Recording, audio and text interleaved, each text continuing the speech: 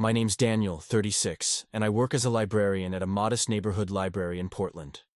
Not exactly what my college professors predicted for someone with a master's in literature. But there's something deeply satisfying about connecting people with stories that might change their lives. I'm the guy who alphabetizes his spice rack, who counts the steps between subway stops, who plans vacations with color-coded itineraries. Meticulous, predictable, safe. These are the words my friends use to describe me, usually with an affectionate eye roll. Before we jump back in, tell us where you're tuning in from.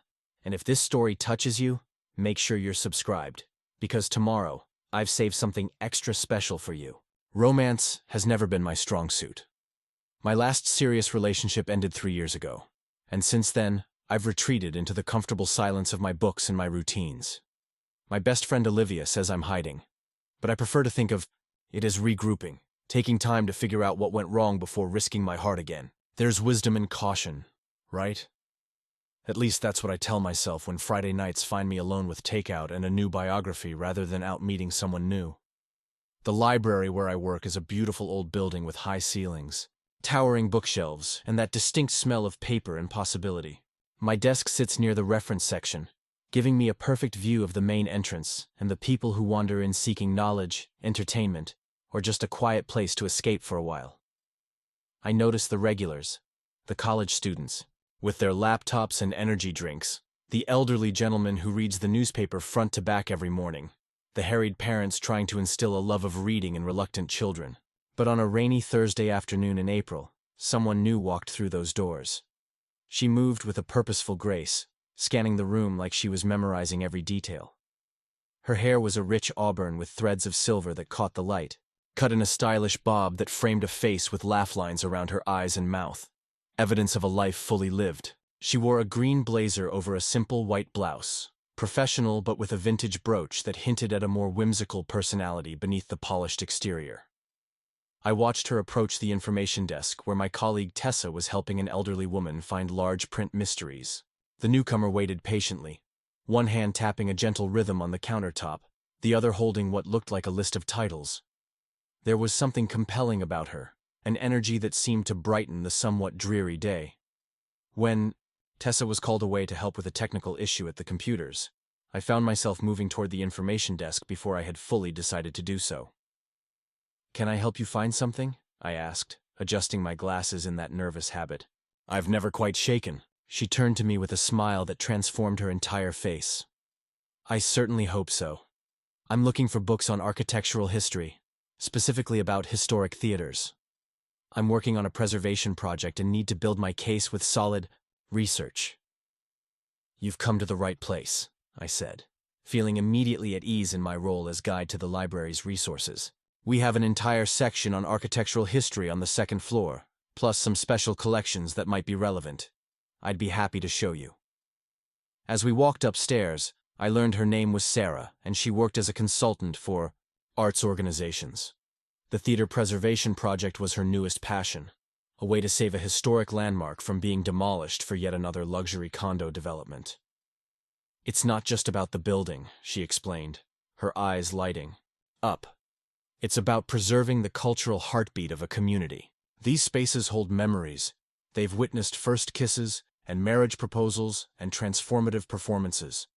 Once they're gone, we can't get them back." Her passion was infectious, and I found myself suggesting additional resources she might not have considered. City planning archives, historical society records, even oral histories from longtime residents.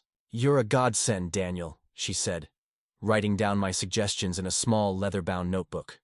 "Most people here save the old theater, and their eyes glaze over."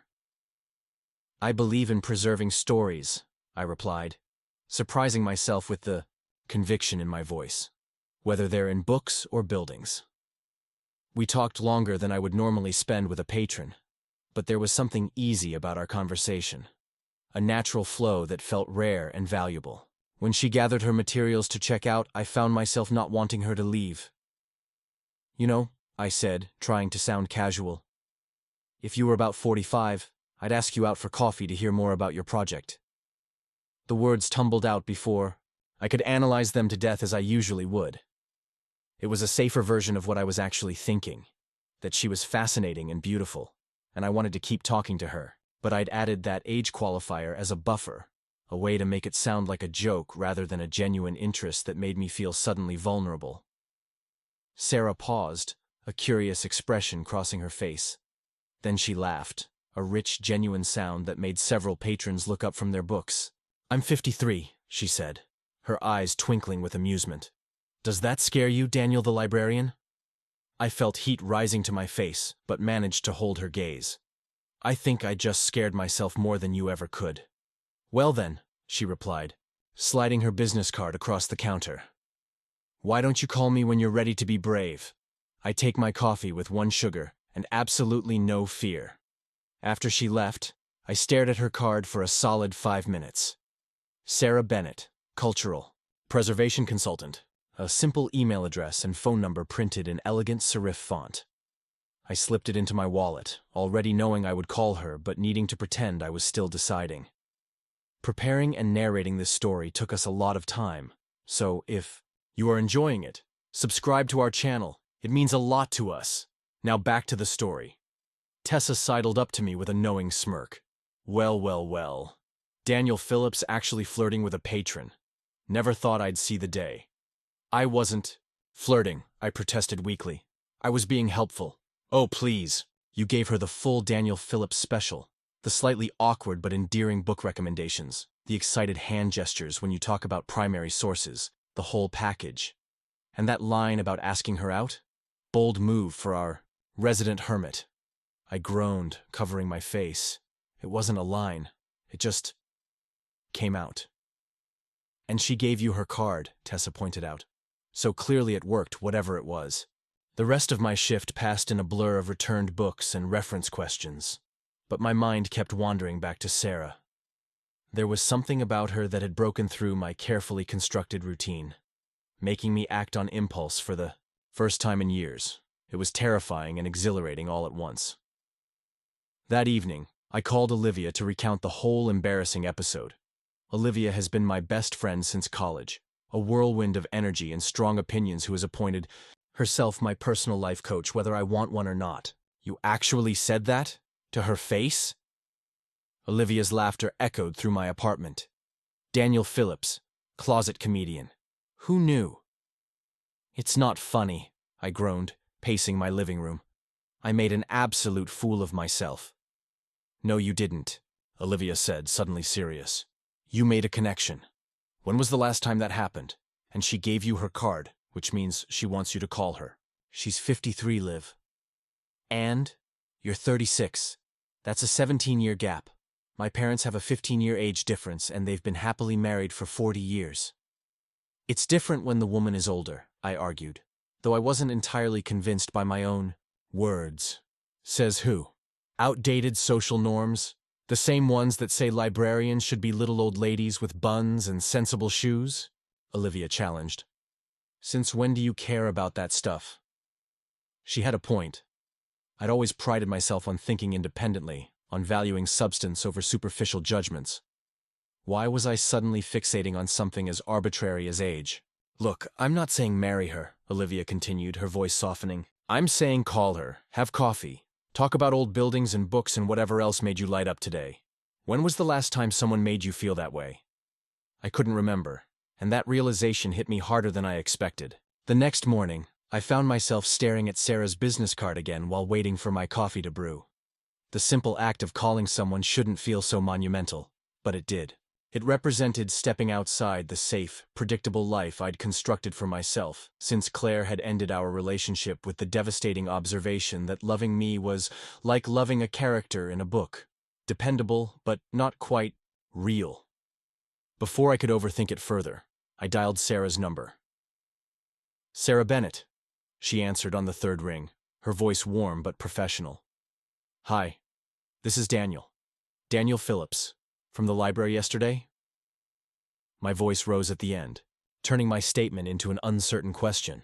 "Daniel the librarian," she replied, and I could hear the smile in her voice. "I was hoping you'd call." "Really?" The word slipped out, betraying my surprise. "Really? It's not every day a handsome young man jokes about asking me out. then looks utterly terrified when I call his bluff. I laughed, feeling some of the tension drain away.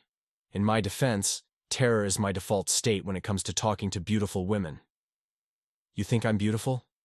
There was a vulnerability in her question that surprised me. I do, I admitted, feeling strangely bold and fascinating and passionate about things that matter, which is why I'm calling to see if you'd like to have coffee, or tea, or any beverage of your choice, really. I would like that very much, Daniel. There was a pause, and then she added, Does it bother you, the age difference? I considered the question seriously before answering. I don't know yet, but I'd like the chance to find out if it matters at all. We arranged to meet at a small coffee shop near the library the following afternoon. After hanging up, I sat in my kitchen, slightly stunned by my own daring. It was just coffee, I reminded myself, not a lifelong commitment. Still, it felt like I had set something significant in motion, like turning the first page of a book I hadn't realized I wanted to read. When I arrived at Maple Street Coffee the next day, Sarah was already there, seated at a corner table with 2 mugs waiting. She wore a deep blue dress with a scarf that brought out the warmth in her eyes, and looked up from her phone with a smile that made my carefully rehearsed greeting evaporate from my mind. I hope you don't mind, she said, gesturing to the mugs. I ordered for both of us. Black coffee with room for cream, right? How did you know? I asked, sliding into the seat across from her. Educated guess. You strike me as a purist, someone who appreciates the fundamentals. She passed me a small pitcher of cream, but I also thought you might like options. There was something about the way she said it, thoughtful, perceptive but not presumptuous, that put me immediately at ease. Our conversation flowed naturally, moving from her theater preservation project to my journey into librarianship, from favorite books to travel disasters, from small personal revelations to shared philosophical musings. I learned that Sarah had been married for 20 years to her college sweetheart, until he died unexpectedly from a heart attack 7 years ago. She had 2 grown children, a daughter finishing medical school, and a son who taught high school English. She had reinvented herself after her husband's death, turning her passion for historical architecture into a second career that now had her traveling across the country for various preservation projects. It's not the life I planned, she admitted, tracing the rim of her coffee cup, but it's become a life I love. I had to learn that the hard way, that plans are just suggestions, and the real story often happens in the detours. I told her about my failed engagement to Claire, about the comfortable but uninspiring relationship that followed with Rebecca, about my retreat into the world of books where outcomes were predictable, and heartbreak could be closed between covers when it became too much. So you're hiding, she said, not unkindly. Regrouping, I corrected with a small smile. Ah, a semantic distinction worthy of a man of letters, Sarah teased, her eyes crinkling at the corners. And how long does this regrouping period typically last? 3 years and counting, I admitted sheepishly. Quite the tactical pause, she observed. Must be some strategy you're developing. I laughed, feeling seen in a way that was both uncomfortable and strangely liberating. The strategy is mostly avoiding situations where I might have to admit I don't have one. Our coffee date stretched into early evening, and I was surprised to realize how much time had passed when the barista began wiping down nearby tables. Sarah checked her watch and sighed. I should get going. I have an early meeting tomorrow with the Historical Society. As we stood outside the coffee shop, I found myself reluctant to end our time together. This was really nice. It was, she agreed. Much better than cataloging architectural details alone in my hotel room. Hotel room? I asked. You're not from Portland? Sarah shook her head. Boston, originally. I'm here for the theater project. Probably for another month or so, depending on how the preliminary assessments go. My heart sank a little at this revelation. Just my luck, to finally connect with someone who would be leaving soon. Sarah must have read the disappointment on my face. A month is quite a lot of time, Daniel, she said softly. Enough for more coffee dates, at least, if you're interested. I am, I said quickly. Very interested. She smiled and in a move that caught me by surprise, leaned forward and kissed my cheek. Then call me tomorrow. I'll be at the theater site all day, but I'm free in the evening. As I watched her walk away, I touched the spot where her lips had brushed my skin, feeling like a character in one of those romance novels that Tessa was always trying to get me to read. But this wasn't fiction. This was my life, suddenly taking an unexpected and intriguing turn. When I returned to work the next day, Tessa pounced immediately, demanding details. I tried to be circumspect, but my transparent face gave me away. "You like her!" Tessa exclaimed, delighted. "You really like her!" "Keep your voice down," I hissed, glancing around the library. "Yes, I like her. She's intelligent and passionate and easy to talk to." "And gorgeous," Tessa added with a wink. "That too," I admitted. "But she's only in town for a month or so for this preservation project." Tessa's expression softened. "Ah, so that's the catch. No wonder you're letting yourself enjoy this. It comes with a built-in expiration date. Safe and predictable, just how you like it." Her words hit uncomfortably close to home. Was that it? Was I only brave enough to pursue Sarah because I knew it couldn't go anywhere serious? The thought followed me throughout my shift. A nagging doubt that dimmed the glow of the previous day's connection. But when I called Sarah that evening and heard the genuine pleasure in her voice, those doubts receded. We made plans to meet again, and soon we fell into a rhythm of evening walks, weekend museum visits, and long conversations over meals that left me feeling more alive than I had in years. Sarah introduced me to her world of architectural preservation, taking me on tours of the historic theater she was fighting to save, showing me details I'd never have noticed. The hand-carved moldings, the perfect acoustics of the performance, space, the ghost light that tradition dictated must always remain lit on the stage. I showed her my Portland, the hidden bookshops, the quiet parks, the secret viewpoints where the city looked its most beautiful. We traded stories and ideas, building a connection that grew deeper with each passing day. But as much as I tried to ignore it, the clock was ticking on our time together. Each coffee date, each shared meal, each museum visit brought us closer to Sarah's departure. And with each day, I found myself wondering if what we were building was worth the inevitable goodbye. One evening, about 2 weeks after our first coffee date, Sarah and I were walking along the riverfront when she suddenly stopped and turned to me. "You're pulling away," she said, her directness catching me off guard. "I can feel it. Ever since I mentioned I'd be leaving soon, there's been this hesitation in you." I looked out at the water, gathering my thoughts. "I'm not good at temporary," I finally admitted. "I like knowing where things stand, where they're going. This feels like starting a book knowing the last chapter is missing." Sarah stepped closer, her hand finding mine. "Daniel, every relationship is temporary in some way. We never know how much time we have with anyone. What matters is how we spend the time we do have." Her words resonated with something deep inside me, a truth I'd been avoiding since losing my father to cancer when I was in college. That sudden loss had shaped me more than I cared to admit, pushing me toward the predictable, the safe, the controllable. "I'm scared," I confessed, the words barely audible above the sound of the river. "Of what?" "Of caring about you more than I already do. Of what happens when you leave." Sarah's eyes softened. "Oh, Daniel. Being scared doesn't mean you shouldn't try. Sometimes it means exactly the opposite, that something is valuable enough to risk the pain." As we stood there by the river, I realized I was at a crossroads. I could retreat back into my safe, predictable life, or I could step forward into uncertainty with this remarkable woman who had somehow slipped past all my defenses in the span of 2 short weeks.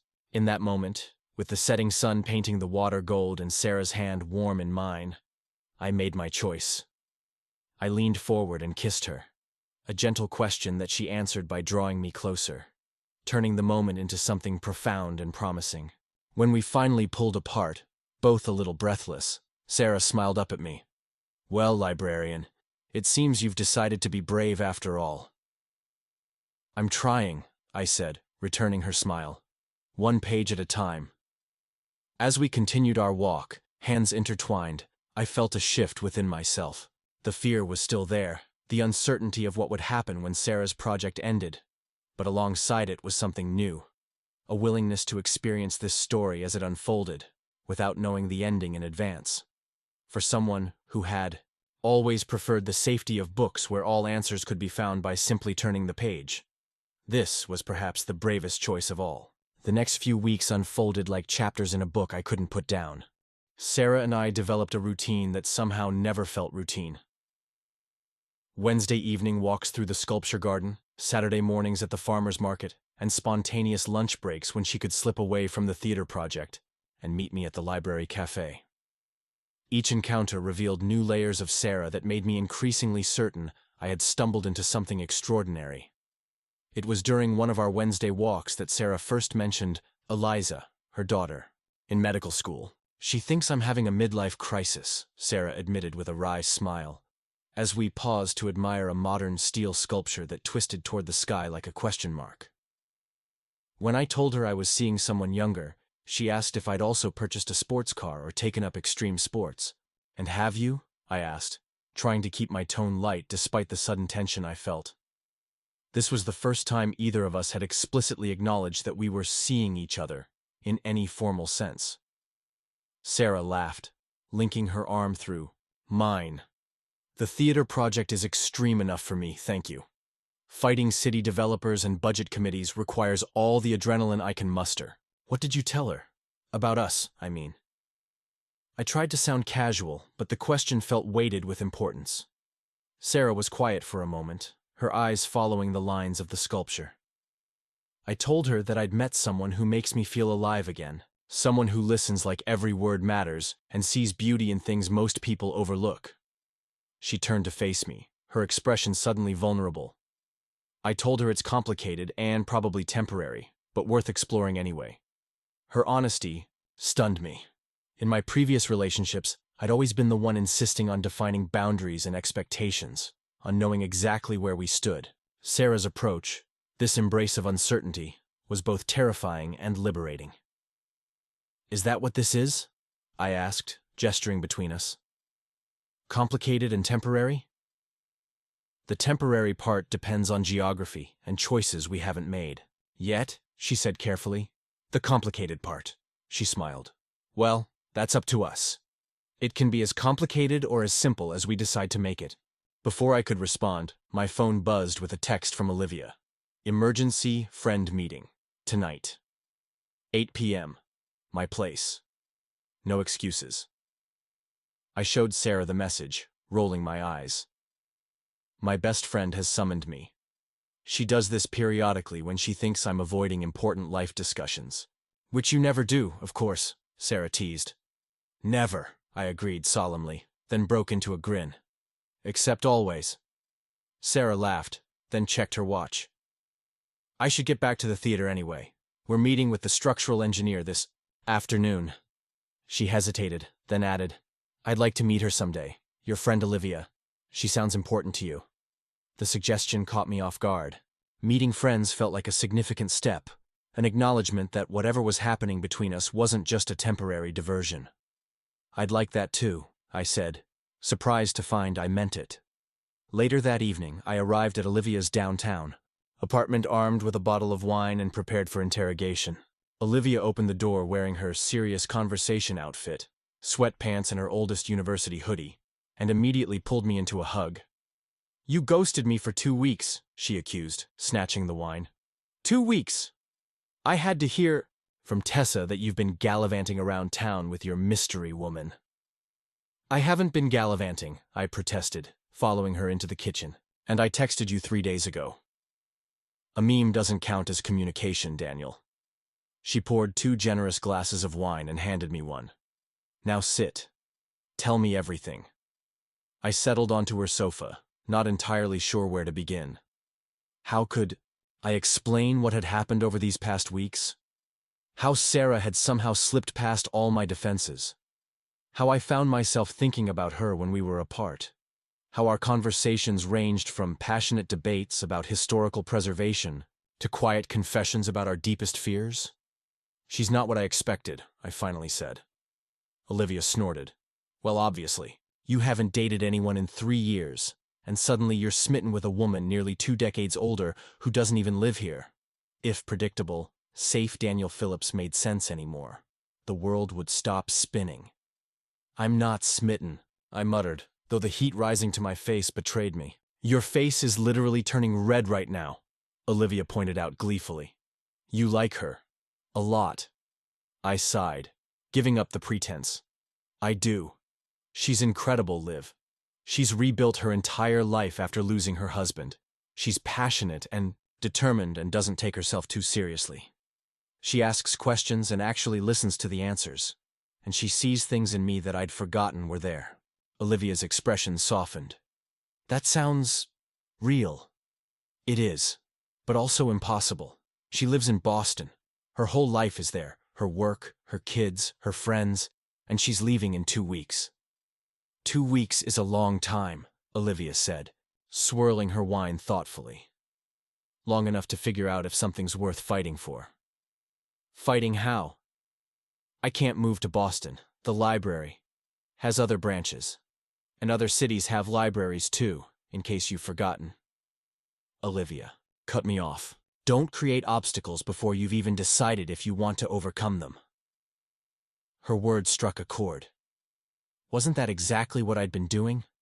Creating reasons why this couldn't work before fully exploring if it could? She wants to meet you, I said, changing the subject slightly. Sarah does. Olivia's eyebrows shot up. Really? That sounds serious. It's not, it's just… She's curious about my life here. Olivia looked unconvinced. Well, I'm free this weekend. Let's do dinner. I want to meet this woman who's got you breaking all your own rules. The prospect of my best friend meeting Sarah filled me with a mixture of excitement and dread.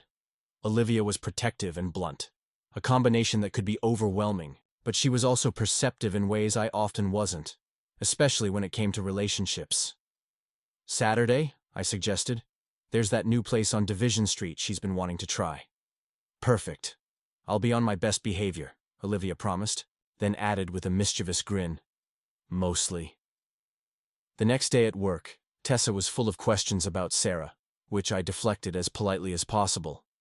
But Nathan, my other coworker, a retired English professor who worked part-time at the library to stay connected to civilization, as he put it, wasn't so easily dissuaded. You seem different lately, Daniel, he observed as we shelved books together in the biography section. More. Present. I glanced at him, surprised. Nathan wasn't one for personal comments. Present? He nodded, carefully arranging a biography of Eleanor Roosevelt at eye level. Less in your head, more in the moment. He adjusted his glasses, studying me. It suits you. Coming from Nathan, who chose his words with the precision of someone who had spent decades analyzing literature, this was high praise. I've been seeing someone, I admitted. It's new and probably temporary, but good. Nathan smiled, a rare sight that transformed his usually serious face. Ah, that explains it. New connections have a way of waking us up, don't they? Reminding us that life isn't just happening in books. She's older, I found myself saying. 53. Does that seem, I don't know, unusual to you? Nathan considered this, head tilted. My wife was 12 years my senior, he said finally. We had 27 wonderful years together before cancer took her. The age difference mattered to everyone except us. I hadn't known this about Nathan, despite working alongside him for years. It was a reminder of how little we sometimes know about the people we see every day. Did people make it difficult? The age difference, I mean. People always have opinions about things that don't concern them, Nathan said with a shrug. The question is whether those opinions matter, more to you than your own happiness. It was the second time in as many days that someone had challenged me to look past conventional thinking about relationships. First, Olivia questioning my assumptions about geography. Now Nathan dismantling my concerns about age. Was I creating problems where none needed to exist? That evening I called Sarah and told her about dinner with Olivia on Saturday. She sounded genuinely pleased, if a little nervous. What if she doesn't like me? Sarah asked, a vulnerability in her voice. That surprised me. Impossible, I assured her, and even if she didn't, which won't happen, it wouldn't change how I feel. There was a pause on the line. And how do you feel, Daniel? The question hung between us, weighted with possibility. I took a deep breath. Like I'm standing at the edge of something important. Something that scares me, but also makes me feel more alive than I have in years. That's a good answer, she said softly. A very good answer. Saturday evening arrived with a light spring rain that left the streets glistening under the streetlights. I picked Sarah up at her hotel, momentarily speechless when she opened the door wearing a deep red dress that accentuated her figure and made her silver-streaked hair shine like polished metal. You look stunning, I managed finally. She smiled, a hint of mischief in her eyes. I wanted to make a good impression on Olivia. First meetings with best friends are like job interviews, aren't they? Except, Olivia has no hiring authority whatsoever, I assured her, offering my arm. And she'll love you because I caught myself just in time, suddenly aware of what I'd been about to say. Sarah's eyes widened slightly, but she didn't press. Instead, she took my arm, her touch warm through the fabric of my jacket. Well then, shall we face the Inquisition together? The restaurant was busy but not crowded, with soft lighting and an intimate atmosphere. Olivia was already at the table when we arrived, nursing a glass of wine and scrolling through her phone. She looked up as we approached, her eyes immediately assessing Sarah with undisguised curiosity. You must be Olivia, Sarah said warmly, extending her hand. Daniel speaks so highly of you. I feel like I know you already. Olivia's expression softened as she shook Sarah's hand. Likewise, though Daniel's been strangely tight-lipped about you, which only made me more curious. Oh? Sarah raised an eyebrow at me. Keeping secrets, are we? Not secrets, I defended myself. Just savoring the experience before subjecting it to Olivia's unique brand of analysis. Both women laughed, and I felt some of the tension leave my shoulders. We ordered drinks and food, falling into a conversation that flowed more easily than I had dared hope. Olivia told embarrassing stories from our college days. Sarah shared anecdotes about her children, and I watched in amazement as the two most important women in my life found common ground despite their different backgrounds and experiences. So you've never been married? Sarah asked Olivia as we shared dessert. Never found anyone worth the paperwork, Olivia replied with a grin. I've had relationships, but nothing that made me want to sign legal documents. And you, Daniel? Sarah turned to me. Have you ever been close? The question caught me off guard. We talked about my failed engagement before, but never in depth. Once, I admitted. With Claire. We were engaged briefly, but she ended it. Because? Olivia prompted, ignoring my warning glance. I sighed, knowing Olivia wouldn't let it drop. She said loving me was like loving a character in a book, dependable but not quite real. That I kept part of myself locked away, even from her. The table fell silent. I hadn't meant to bring the mood down, but there it was. The reason. I'd retreated into my safe, predictable existence. The fear that I wasn't capable of the kind of openness that real intimacy required. Was she right? Sarah asked gently. I looked at her, at this woman who had somehow slipped past my defenses in just a few short weeks. Maybe. Probably. But I'm trying to change that. She reached across the table and squeezed my hand, a simple gesture that conveyed more understanding than words could have. The evening ended with hugs outside the restaurant, Olivia whispering in my ear, "She's wonderful. Don't mess this up," before hailing a cab. As Sarah and I walked back toward her hotel, the night air cool against our skin, I felt a strange mix of emotions, joy at how well the evening had gone, sadness at the reminder that our time together was limited, and a growing resolve to not let fear dictate my choices. Your friend is delightful, Sarah said, her hand nestled in mine. I can see why you value her so much. She likes you, I replied. I could tell. She doesn't usually warm up to people so quickly. And what about you, Daniel? Are you warming up to the idea of us, despite the complications? We stopped walking, standing beneath the soft glow of a streetlight. Rain began to fall again, gentle drops that sparkled in Sarah's hair. I passed warming up weeks ago, I admitted.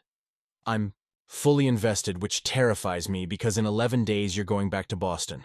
Sarah studied my face, her expression unreadable. And if I wasn't? Going back to Boston, I mean. Would that change things?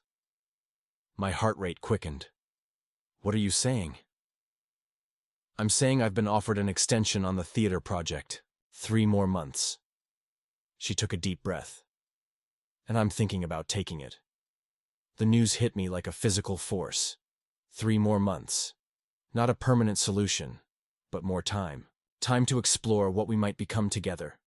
Time to figure out if what we'd found was worth rearranging our lives for. Because of me? I asked, hardly daring to hope. Partly, she admitted. The project itself is compelling, and I believe in what we're doing. But yes, Daniel, you're a significant factor in my decision. I pulled her close then, heedless of the rain that was beginning to soak through our clothes. Stay, I whispered against her hair. Please stay. She leaned back to look at me, raindrops clinging to her eyelashes. Are you sure? This makes everything more real, more complicated. No more pretending it's just a temporary diversion. I've never been more sure of anything, I said, and sealed the promise with a kiss that felt like the beginning of a new chapter. One I was finally ready to write without knowing the ending. The sound of applause broke us apart. A small group of people had emerged from the restaurant and were watching our rain-soaked embrace with approving smiles. Sarah laughed, burying her face against my shoulder in embarrassment. Come on, I said, taking her hand. Let's get out of the rain. As we ran through the wet streets together, laughing like teenagers, I realized that for the first time in years, I wasn't analyzing or overthinking. I was simply living in the moment, embracing the beautiful uncertainty of it all. And it felt exactly right. The next morning, I woke to a text from Sarah, extending my stay at the hotel today, saying yes to 3 more months. Thank you for being brave with me. I read the message twice, a smile spreading across my face. 3 more months. It wasn't forever, but it was enough time to figure out what forever might look like. For now, that was plenty. Sarah's decision to extend her stay transformed our relationship in ways I hadn't anticipated. The pressure of an imminent goodbye lifted, allowing something deeper to take root between us. We no longer rushed through conversations or experiences with the desperate intensity of people racing against a clock. Instead, we began to build rhythms and rituals that felt surprisingly domestic for 2 people who had known each other such a short time. Sunday mornings became sacred. Lazy breakfasts at my apartment. The newspaper spread across the kitchen table, jazz playing softly in the background. Sarah would do the crossword puzzle in pen, a confidence I both admired and found slightly intimidating, while I read book reviews aloud when I found something that might interest her. These quiet moments of companionship revealed as much about our compatibility as our more adventurous outings or deep conversations. One such Sunday, about 3 weeks after Sarah had extended her stay, I was washing dishes while she finished the crossword. The domesticity of the scene struck me suddenly. How natural it felt to have her in my space. How easily we'd fallen into these shared routines. What are you thinking about? Sarah asked, looking up from her puzzle. You've been washing that same plate for 5 minutes.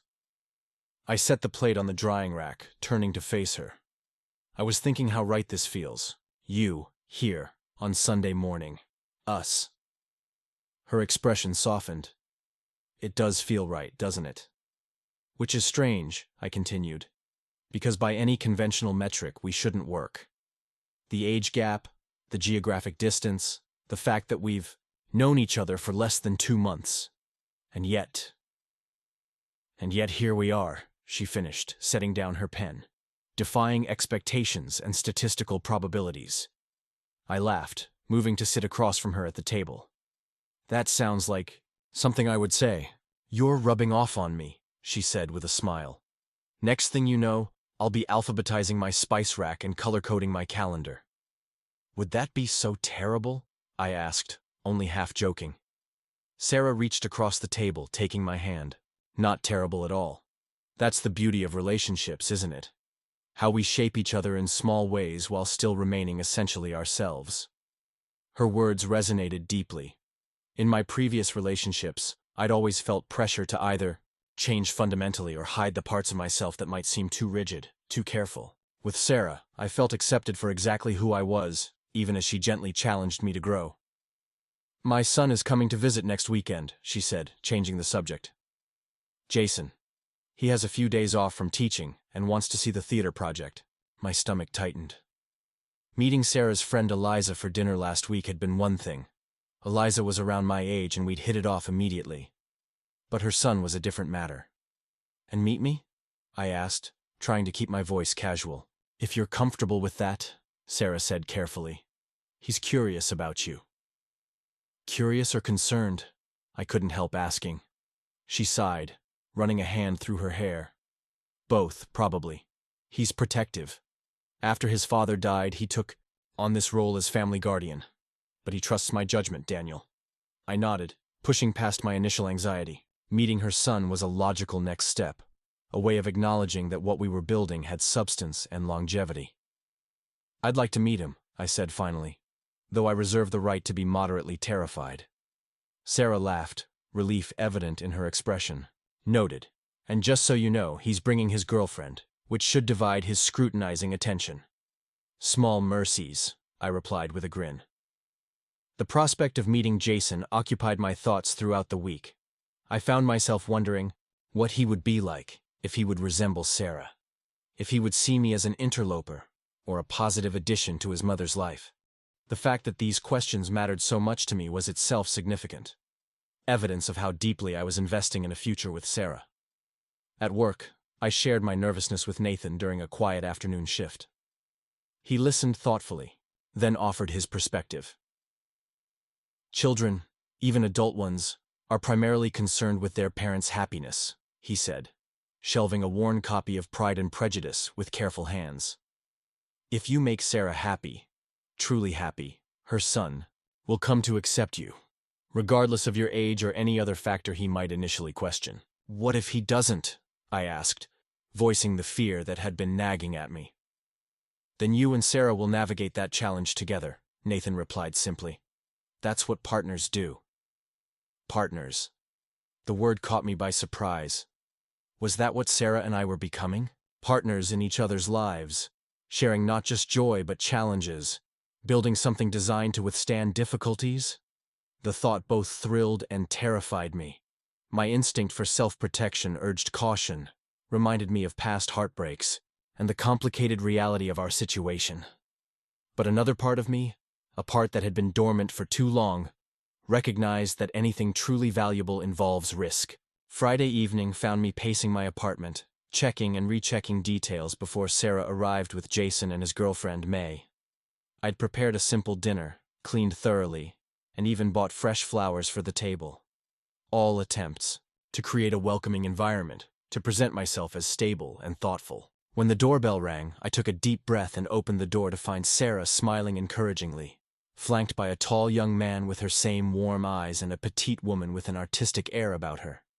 "Daniel," Sarah said, stepping forward, to kiss me lightly. "This is my son Jason and his girlfriend May." Jason extended his hand, his grip firm but not aggressive. "Nice to finally meet you. Mom talks about you constantly." "Not constantly," Sarah protested, though her slight blush suggested otherwise. "Pretty constantly," May confirmed with a teasing smile. She offered me a bottle of wine. "We brought this. Jason said you're a red wine person?" "Sarah mentioned it," Jason clarified. "She's been taking notes on your preferences." This revelation, that Sarah observed and remembered details about me, that she shared these observations with her family, filled me with unexpected warmth. The initial awkwardness of the meeting dissolved quickly as we settled around the dinner table. Jason, I discovered, had inherited his mother's quick wit and passionate nature. As an English teacher, he had strong opinions about literature that led to animated debates between us, debates that Sarah and May watched with amused tolerance. "You two are eerily similar," May commented during a brief lull in our discussion about the merits of contemporary fiction.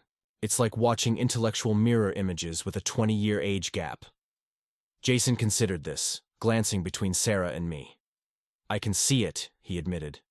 "You both get that same intense expression when you're making a point you care about." "I've noticed that too," Sarah said, her eyes meeting mine across the table. Two methodical souls who disguise their romanticism behind reason. I'm not romantic, I protested automatically. Three skeptical faces turned toward me. Daniel, Sarah said gently, you brought me rare architectural journals you tracked down through the library's special collections network because I mentioned being interested in Art Deco theater design. That's just being thorough, I muttered, though I could feel heat rising to my face. You leave poetry books open to specific pages that relate to conversations we've had, she continued. Efficient communication, I argued weakly. And last week you orchestrated an after-hours tour of the planetarium because I said I missed seeing stars clearly in the city, she finished triumphantly. Jason laughed, a rich sound reminiscent of his mother's. Sounds pretty romantic to me. Man, you might as well embrace it. I looked around the table at these three people. Sarah, who had somehow slipped past all my defenses. Jason, who was giving me a chance despite what must have been initial reservations. And May, whose artistic perspective seemed to help her see connections others might miss. In that moment, I felt a profound sense of belonging, of potential family. Maybe I am, I conceded. At least with the right inspiration. The evening continued pleasantly, and by the time Jason and May prepared to leave, the tension I'd been carrying had completely dissipated. Jason pulled me aside as Sarah and May discussed an upcoming exhibition at the Modern Art Museum. I wasn't sure about you, he admitted frankly. When Mom first mentioned she was seeing someone younger, I had all these stereotypical concerns. Understandable, I said. I probably would have felt the same in your position. He nodded, studying me with eyes so like Sarah's. But I haven't seen her this happy in years. Not since before Dad died. Whatever you're doing, whatever this is between you two, it's good for her. His words felt like a benediction, an acceptance I hadn't realized I was seeking so earnestly. She makes me happy too, I said simply. Happier than I've ever been. Good, Jason replied. That's how it should be. He paused, then added with a hint of his mother's mischief, even if you are robbing the cradle in reverse. I laughed, surprised by his ease with the situation. Is that what the kids are calling it these days? Something like that, he grinned. Take care of her, Daniel. She's pretty special. I know, I said softly. Believe me, I know. After they left, Sarah and I stood in my kitchen, washing dishes side by side in comfortable silence. Finally, she bumped her hip against mine playfully. So, verdict? I like them both, I said honestly.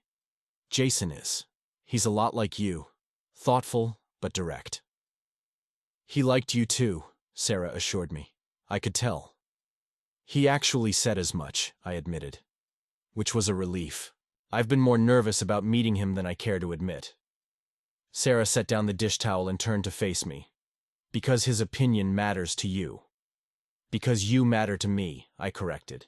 And he's important to you, so his approval makes our relationship feel more viable in the long term, she finished, always quick to articulate the thoughts I struggled to express. Exactly. I hesitated, then asked the question that had been growing in my mind all evening. Are we thinking long-term, Sarah? Because I am. More and more every day. Her expression softened, a vulnerability in her eyes that still surprised me. I am too. Which complicates everything, doesn't it? My life is in Boston. My work. My friends. My children. And mine is here, I said, the reality of our situation settling between us like a physical presence. For now, she said quietly. But Daniel, lives can change. People relocate for jobs, for opportunities, for love. The implication hung in the air between us. One of us would eventually need to make a significant change for this relationship to have a future beyond Sarah's extended stay in Portland. I've been looking into library positions in Boston, I said, the admission escaping before I could second-guess myself. Just preliminarily, to see what might be possible. Sarah's eyes widened. You have? You'd consider moving? For the right reason, I said, reaching for her hands. And you feel like the right reason, Sarah. She squeezed my hands, tears gathering in her eyes. That means more to me than I can express. But Daniel, I don't want you to uproot your entire life for me. Not unless we're both certain. I'm not making any hasty decisions, I assured her. Just exploring possibilities. Keeping doors open rather than assuming they're closed. She smiled, reaching up to touch my face. Look at you, embracing uncertainty. What happened to my methodical librarian who needs everything categorized and defined? He met a woman who showed him that the best stories don't always follow predictable outlines, I replied, leaning into her touch. And he's learning to appreciate plot twists. That night, as Sarah slept beside me, I found myself thinking about the journey we'd embarked on together. From a chance meeting and an impulsive joke, to this profound connection that was reshaping how I viewed my future. The road ahead wasn't clear. There were still significant obstacles to navigate, practical considerations that couldn't be dismissed with romantic sentiments alone. But for perhaps the first time in my adult life, I was willing to move forward, without knowing exactly where the path would lead. The following weeks brought a new rhythm to our relationship. Sarah was deeply involved in the theater preservation project, often working long hours with the architectural team and community organizers.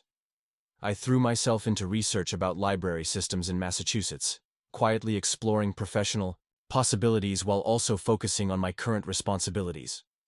We carved out time together amidst our busy schedules, dinners at new restaurants, weekend hikes in the surrounding wilderness, quiet evenings reading in companionable silence. And through it all, our connection deepened, conversations expanding to include tentative plans and shared dreams. Then came the letter that changed everything. I was shelving books in the reference section when Tessa approached, an envelope in her hand.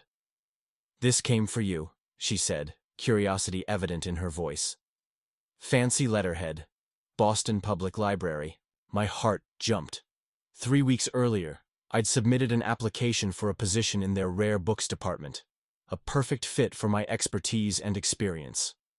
I'd mentioned it to Sarah as a possibility, but hadn't wanted to create expectations until I knew if there was genuine interest.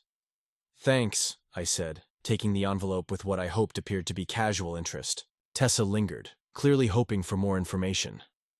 When I remained silent, she sighed dramatically. "Fine, keep your secrets. But when you're ready to share, I'll be at the circulation desk, dying of curiosity." As soon as she walked away, I tore open the envelope, scanning the contents quickly. They wanted to interview me, next week, in person. The reality of what I was considering hit me with sudden force. I wasn't just exploring hypothetical possibilities anymore.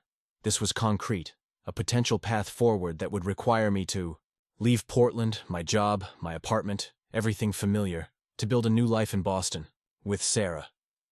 The thought was simultaneously exhilarating and terrifying. What if I moved, and things didn't work out between us? What if I couldn't adapt to life in a new city? What if I was making a catastrophic mistake based on feelings that had developed over just a few months? But countering these fears was a deeper certainty that had been growing steadily. Sarah was worth the risk. What we had found together was rare and valuable, worth fighting for despite the complications. I called her immediately, my hands slightly shaking as I held the phone. "Daniel?" she answered, background noise suggesting she was at the theater site. "Everything okay?" "I got an interview," I said without preamble. "Boston Public Library, Rare Books Department. They want me to come next week." There was a moment of silence. Then Sarah's voice, breathless with surprise and what sounded like joy. That's wonderful. Are you going to go?" "I think I need to," I replied, "to see if it's a real possibility. To find out if I can picture myself there. With me," she added softly. "With you," I confirmed. "That's the whole point, Sarah. Finding a way for us to be together without either of us having to sacrifice everything else that matters." "When would you come? Do you need a place to stay? You could stay with you?" I finished, smiling at her enthusiasm. "I'd like that. To see your home, your neighborhood, to get a feel for what life might be like." "Yes," she said simply. "That's exactly what I want too." After we hung up, I leaned against the bookshelves, letting the enormity of what was happening wash over me. 6 months ago, I had been contentedly entrenched in my predictable life. convinced that excitement and passion were for other people, not for cautious, methodical Daniel Phillips. Now I was contemplating a move across the country for a woman I'd known less than 3 months, a woman who had awakened something in me I hadn't realized was sleeping. If Olivia could see me now, she'd never stop gloating about being right all along, that beneath my careful exterior was someone capable of grand gestures and leap-of-faith decisions. The thought made me smile. Perhaps it was time to prove her right. That evening, as I packed a small bag for my upcoming trip to Boston, my phone rang. It was Sarah, her voice tight with an emotion I couldn't immediately identify. "Can you come over?" she asked without greeting. "I need to talk to you about something, in person." Alarm coursed through me. "Is everything okay? Are you all right?" "I'm fine," she assured me quickly. "It's nothing bad exactly. Just complicated. Something I should have told you earlier." The 20-minute drive to her hotel felt like hours, my mind racing with possibilities. Had she changed her mind about us? Was there something about her past she hadn't shared? Was she ill? When she opened the door, her expression was a mixture of anxiety and determination that did little to calm my racing heart. She led me to the small sitting area of her suite, where papers were spread across the coffee table. "What's going on?" I asked, unable to wait any longer. Sarah took a deep breath. "I've been offered a job, here in Portland, a permanent position overseeing historic preservation for the entire downtown district." I blinked, trying to process this unexpected information. "Here? Permanent? Since when?" "They approached me 3 weeks ago, based on my work with the theater," she explained. "I didn't say anything because I wanted to think it through carefully, to be sure of what I wanted before bringing it up." "And what do you want?" I asked, quietly. Sarah looked at me, her eyes filled with emotion. "I want us, Daniel. A real chance without time limits or geographic impossibilities." She gestured at the papers on the table. "But then you mentioned the Boston interview, and suddenly everything became more complicated. If you're considering moving there, and I'm considering staying here." I began to laugh, the tension of the past hour dissolving into relief and something like joy. Sarah stared at me in confusion. "What's so funny?"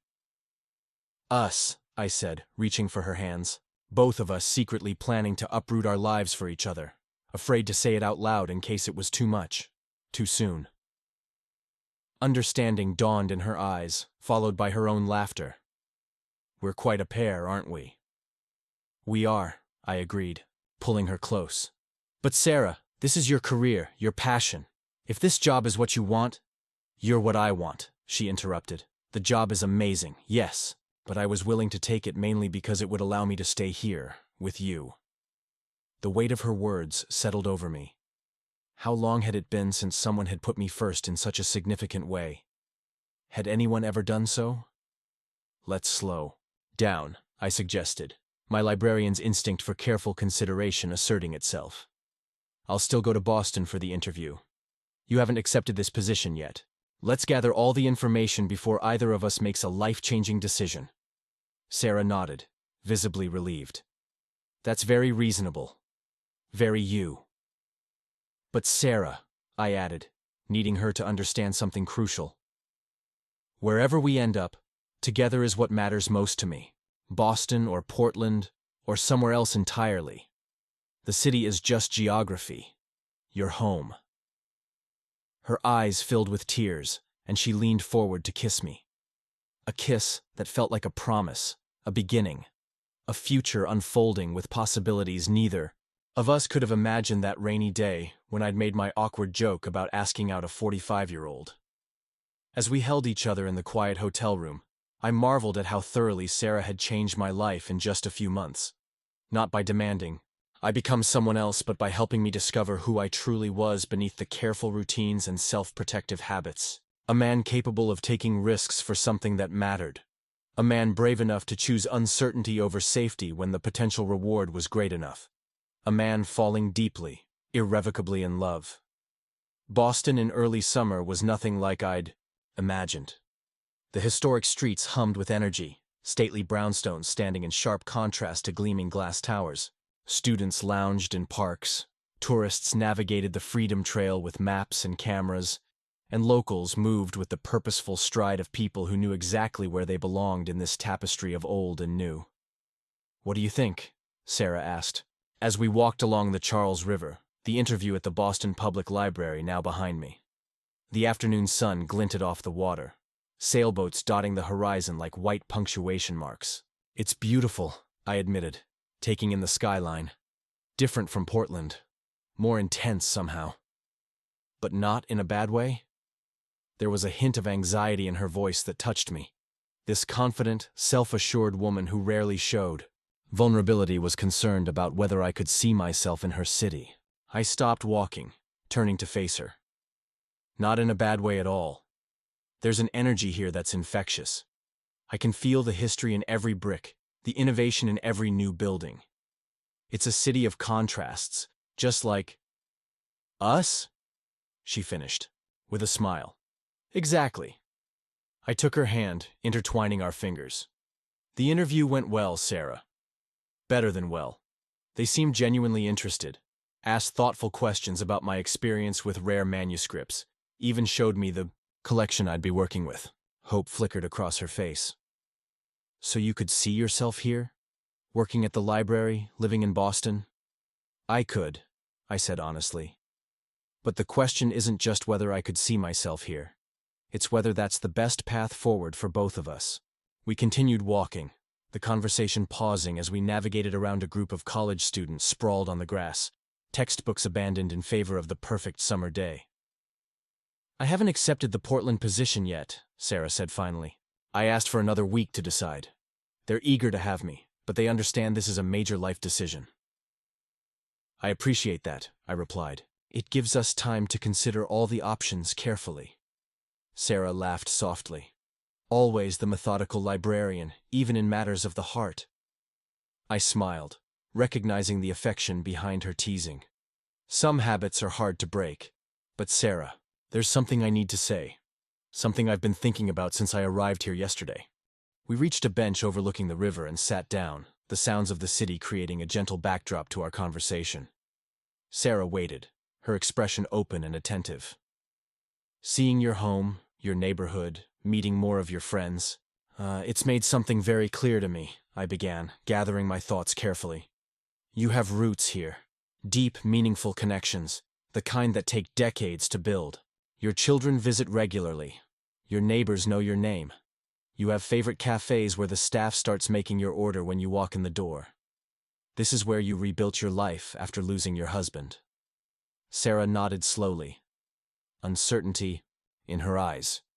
"Yes, but—" "Please let me finish," I said gently. "What you've created here is precious, Sarah. A community, a support system, a life full of purpose and connection. The preservation job in Portland is amazing, yes, but it would mean starting over in so many ways. New colleagues, new neighborhood, new routines." "I'm not afraid of new beginnings, Daniel," she countered. "I've done it before." "I know you have.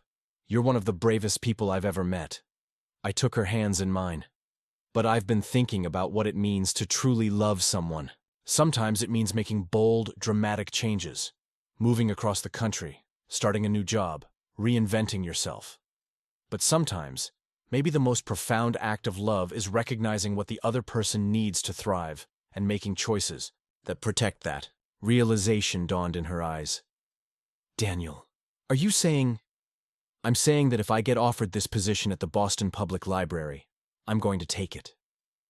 The words felt right as I spoke them, a decision that had been crystallizing since I'd first stepped into Sarah's beautiful Beacon Hill apartment and seen how perfectly she fit into this vibrant, historic city. My life in Portland is wonderful, but it's also portable.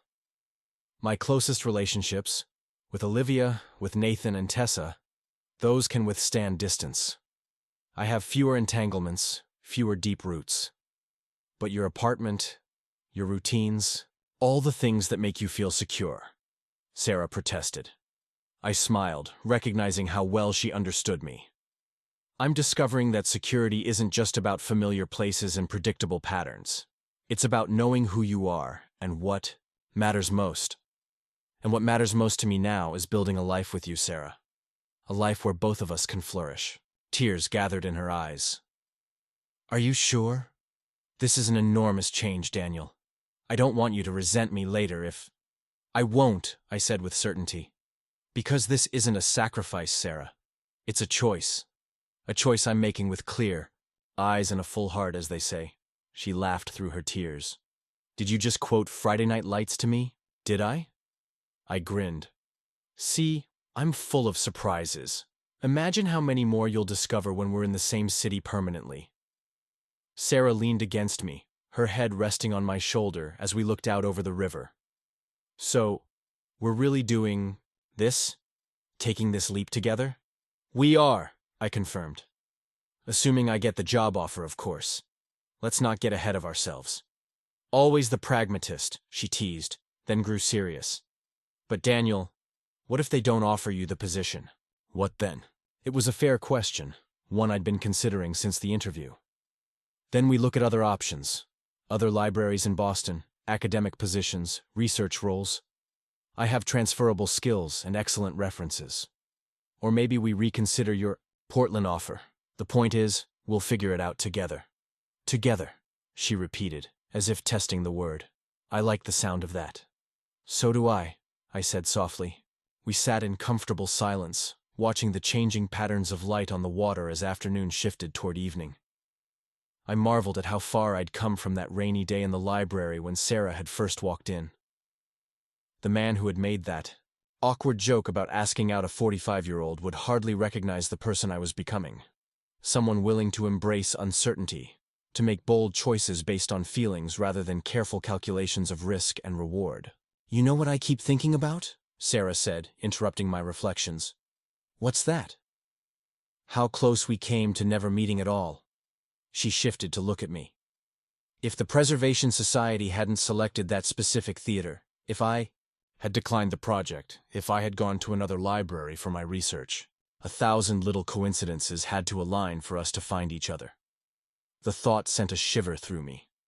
How many potential connections, how many life-changing relationships do we miss by mere moments or arbitrary choices? How different would my life be now if Sarah hadn't walked into the library that particular afternoon? Maybe it wasn't coincidence, I suggested, surprising myself with the sentiment. Maybe some connections are, I don't know, destined in some way. Sarah raised an eyebrow. Daniel Phillips, are you turning philosophical on me? What happened to my rational, evidence-based librarian? He met you, I said simply, and started questioning some of his assumptions about how the world works. She smiled, leaning in to kiss me softly.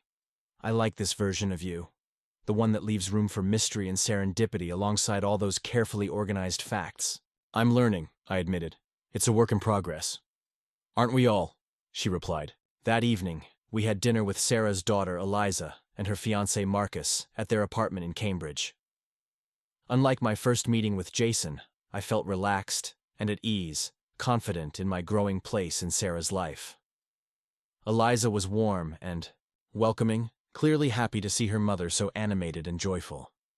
So you might be moving to Boston? Eliza asked as we helped clear the dinner dishes. That's a huge step. It is, I agreed. But some steps are worth taking, even when they're scary. She studied me with eyes remarkably like her mother's. You know, when Mom first mentioned she was seeing someone younger, I had my doubts. I've seen friends' parents get involved with people who seemed more interested in security than genuine connection. I nodded, understanding her initial concern. That's a fair worry to have. I probably would have felt the same way. But the way she talks about you, Eliza smiled. It's different. She lights up. And now, seeing you together, I get it. Age really is just a number when the connection is this authentic. Her words warmed me. Thank you for saying that. Your opinion means a lot to Sarah, and to me. Just make her happy, Eliza said simply. That's all any of us want. I intend to, I promised. Every day. Later that night, as Sarah and I walked hand in hand back to her apartment, my phone rang. It was Nathan, my colleague from the library. I answered, curious about why he would call so late. Daniel, sorry for the hour, but I thought you'd want to know immediately, Nathan said. his typically measured voice tinged with excitement. Eleanor Blake is retiring. I stopped walking abruptly. Eleanor Blake was the head of special collections at Portland Central Library, a position I had coveted since I first joined the staff. It was the dream job I'd never dared hope would open up during my tenure. When? I asked, my mind racing. End of the summer. They'll post the position next week, but the director wanted the current staff to know first. Daniel, you should apply. Everyone knows you're the most qualified candidate. Sarah was watching me curiously, able to hear only my side of the conversation. I thanked Nathan for the information and promised to think about it, then hung up, feeling suddenly off balance. What was that about? Sarah asked. I explained the situation, watching her expression carefully. It's the position I've wanted since I started at the library, the one I never thought would be available. Understanding dawned in her eyes. And now it is, just as you're planning to leave Portland. The timing is complicated, I admitted. Sarah was quiet for a moment, then squeezed my hand. Life rarely offers perfect timing, does it? Always throwing curveballs when we think we have everything figured out. We continued walking, both lost in thought. The street lamps cast long shadows across the cobblestone, the historic buildings of Beacon Hill standing as silent witnesses to countless human dilemmas across centuries. You should apply, Sarah said suddenly, her voice firm and clear. I looked at her in surprise. But we decided to find a way to be together, she corrected. To make choices that allow both of us to thrive.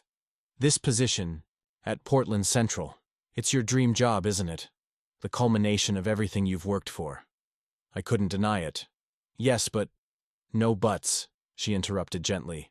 Daniel, when I saw you in the rare book section at the Boston Public Library yesterday, I saw a man in his element, passionate, knowledgeable, lit up from within.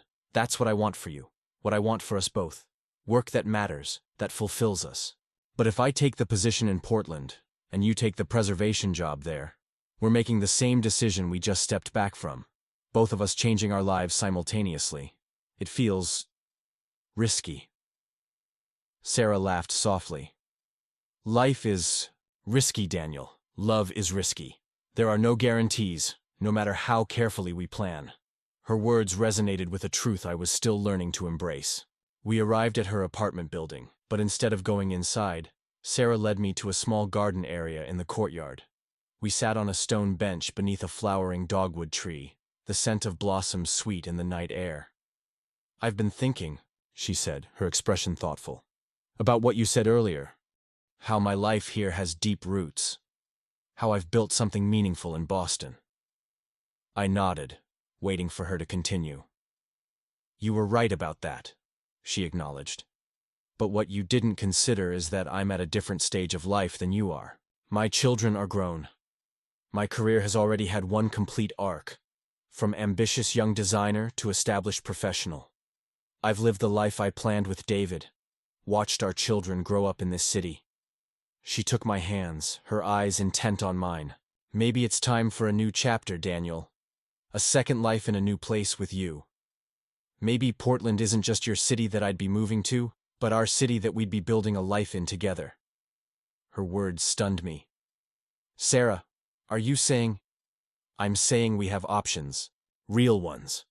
You could take the position at Boston Public Library and move here. I could take the preservation job in Portland and move there.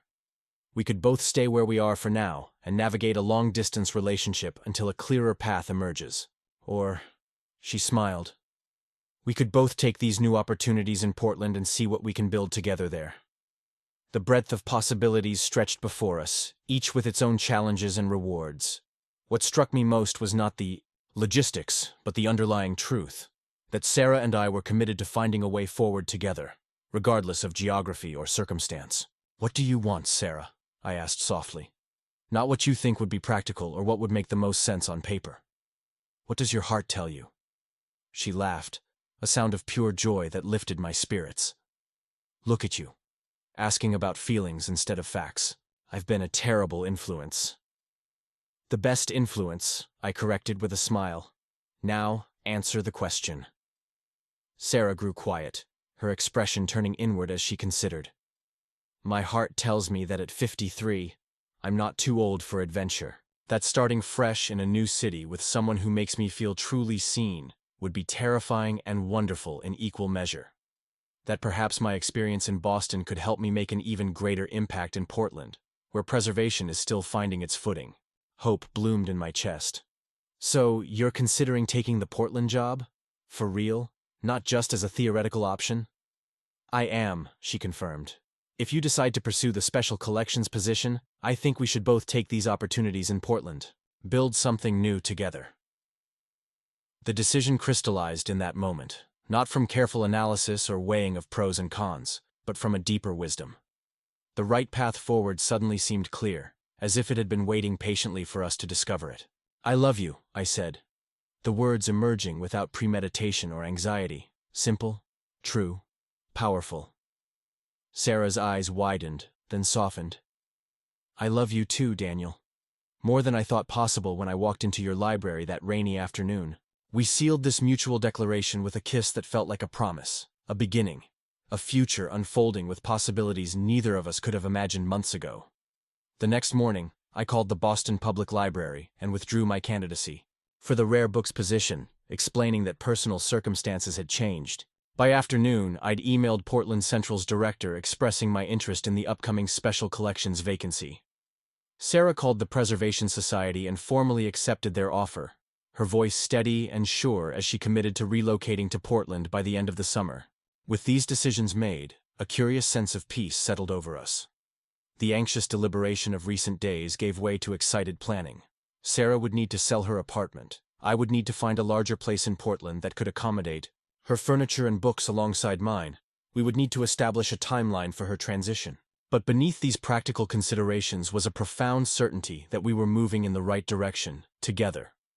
Our last evening in Boston, we hosted a small gathering at Sarah's apartment, a combination farewell party and celebration of new beginnings.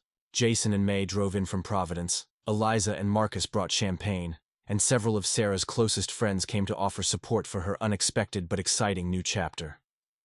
As I watched Sarah move among her guests, explaining her decision, with a radiance that confirmed its rightness, I found myself in conversation with David's brother Michael, who had been a steadfast presence in Sarah's life since her husband's death. She seems happy, Michael observed, his gaze following Sarah across the room. Happier than I've seen her in years. I hope so, I replied. That's all I want for her. Michael studied me with thoughtful eyes. When Sarah first mentioned she was seeing someone younger, I had my concerns, thought it might be a phase, a way of avoiding grief rather than moving through it. I nodded, understanding his protective instinct. A reasonable concern. But watching you two together, he smiled. It's clear this isn't about age at all. It's about finding someone who matches you, who challenges and supports you in the right ways.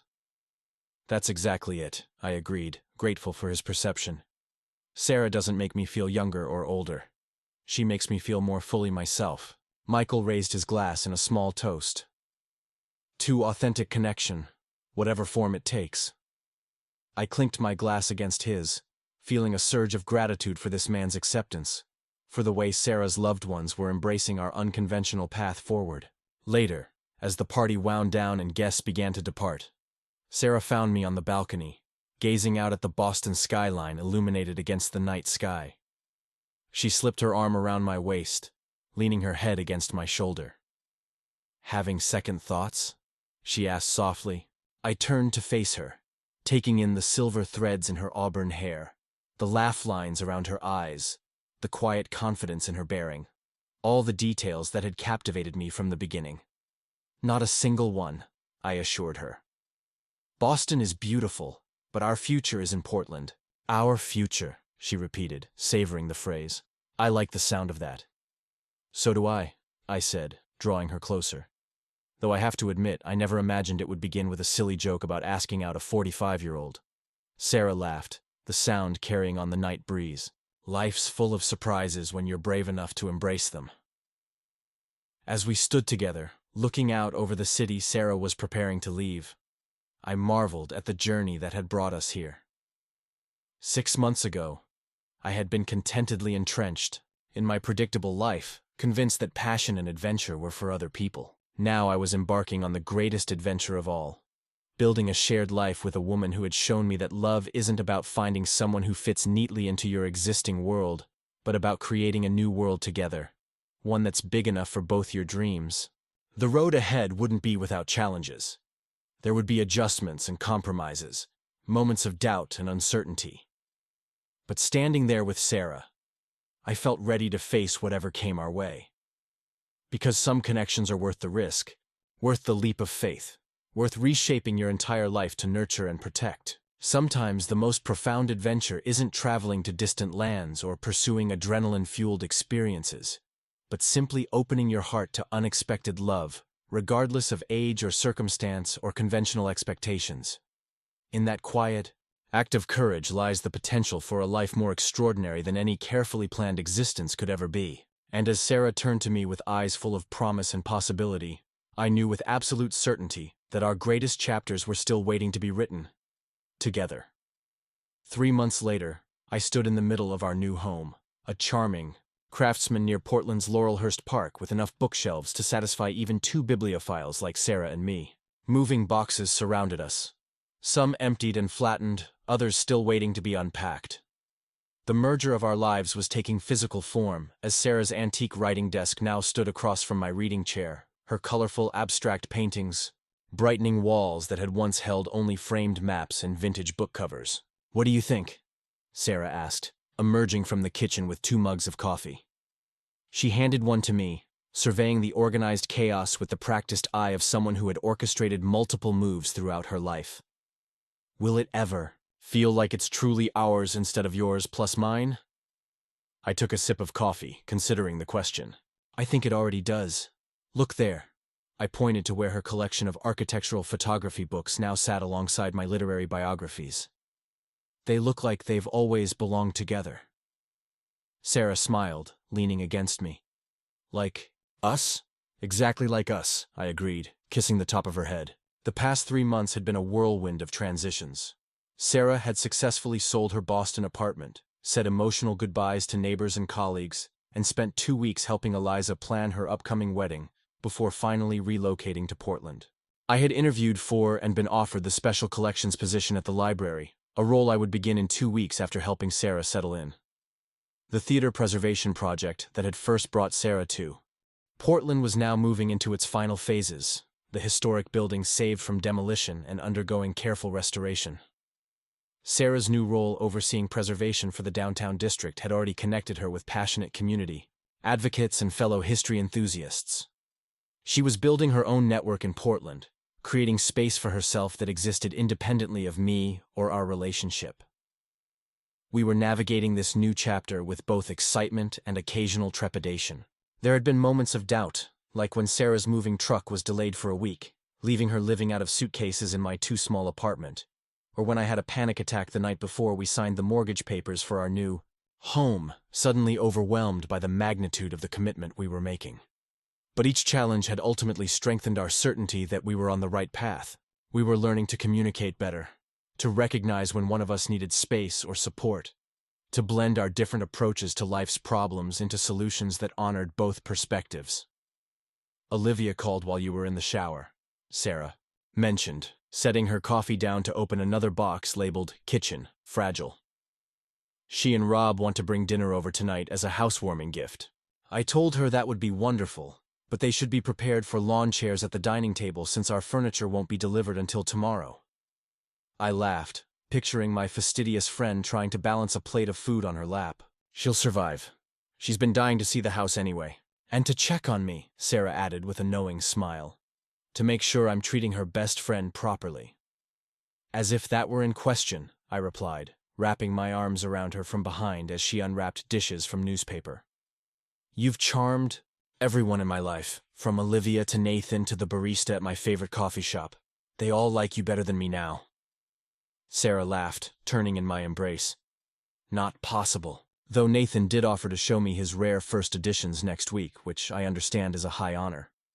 "The highest," I confirmed solemnly. "He doesn't even let me touch some of those books." We worked together unpacking, the task made, lighter by easy conversation and occasional breaks to admire a rediscovered treasure or debate the perfect placement for a cherished item.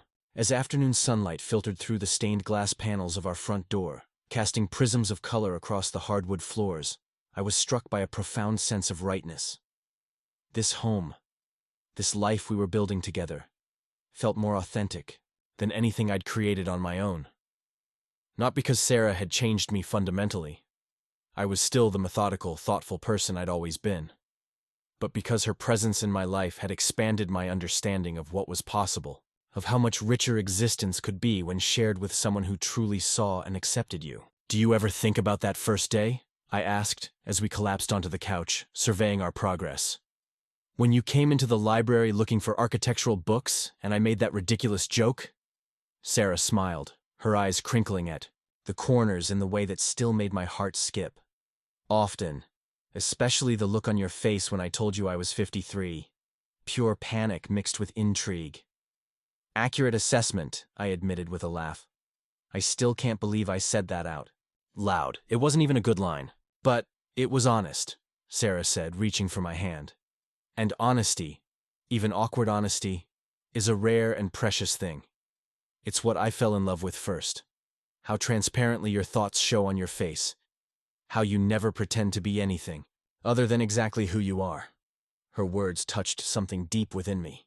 Before Sarah, I had always seen my straightforward nature as something of a liability in relationships. Too serious, too careful, too prone to overthinking. But she had embraced these qualities, helping me see them as strengths rather than flaws. "We should frame it," I suggested suddenly. "That line.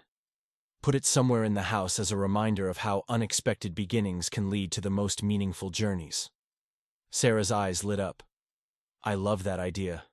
Maybe in the entryway, so it's the first thing people see when they visit." "Perfect," I agreed. A conversation starter and origin story all in one. As evening approached, we cleaned up as best we could in preparation for Olivia and Rob's visit. Standing in our kitchen, still half unpacked but already feeling like the heart of our home, I watched Sarah arrange flowers in a vase, humming softly to herself. At 53, she radiated a confidence and grace that came from decades of living fully, of facing both joy and heartbreak with equal courage. At 36, I was still learning this courage, still growing into the person I hoped to become. Together, we represented not a compromise or a settling, but a conscious choice to value substance over convention, connection over conformity, love over fear. "What are you thinking about?" Sarah asked, catching me watching her. "How lucky I am," I replied simply. "How grateful I am that I found the courage to be awkward that day in the library, and that you found the courage to call my bluff." Up next, you've got 2 more standout stories right on your screen. If this one hit the mark, you won't want to pass these up. Just click and check them out. And don't forget to subscribe and turn on the notification bell so you don't miss any upload from us.